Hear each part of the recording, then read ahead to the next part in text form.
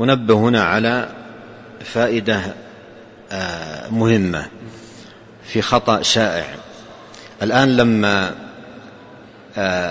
بعض الأشخاص يغضب من زميل له أو شخص مثلا تعامل معه، أو حتى ولد من أولاده أو جار من جيرانه، تأتي عبارة ربما تسمعونها يعني على ألسنة كثير من الناس، وجاء عن بعض السلف نهي عنها، وهي أن يقول فلان ما في خير، يعني عندما يرى فيه قصور في جانب معين، أو يقول فلان ما في خير، ما في خير.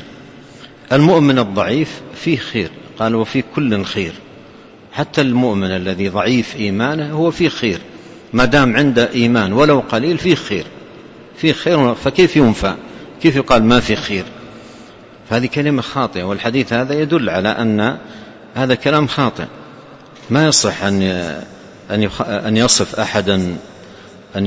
أحدا من المسلمين بأن ما في خير من أجل بعض الأخطاء أو بعض التقصير أو بعض المعاملات التي ما أعجبته منه، فيقول دعك من فلان، هذا ما في خير. كيف ما في خير؟ أليس عنده توحيد؟ أليس يصلي؟